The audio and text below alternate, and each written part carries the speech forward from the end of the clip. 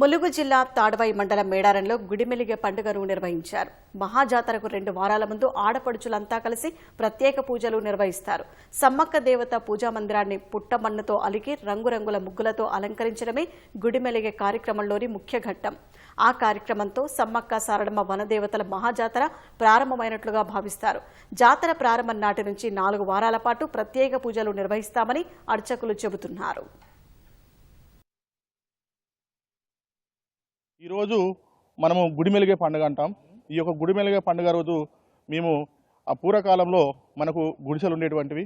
ఈ పండుగ చేసేటువంటి క్రమంలో ఏదైతే ఆ గుడిసెలను తీసేసి, అంటే ఆ పాత వస్తువులను తీసేసి, ఆ గడ్డి కావచ్చు, దానికి ఉన్నటువంటి కర్రలు కావచ్చు తీసేసి మళ్ళీ కొత్తగా మనం నిర్మించుకొని ఈ యొక్క పండుగను జరుపుకునే వాళ్ళం. ఆ పండుగ జరిపేటువంటి క్రమంలో మట్టిని తీసుకొచ్చేసి ఈ యొక్క అలికి పూజలు చేస్తూ ఉండేటువంటి వాళ్ళు. దీనితో ఈ యొక్క మహాజాతర అనేటువంటిది ప్రారంభంగా అవుతుంది. ఎప్పుడైనా అమ్మవారికి ఇది ఫస్ట్ మేము గుడి పండుగ అని ఒకటి అందరం కలిసి మా వెనకటి నుండి మా పెద్దలు ముత్తాతలు నిలిపింది.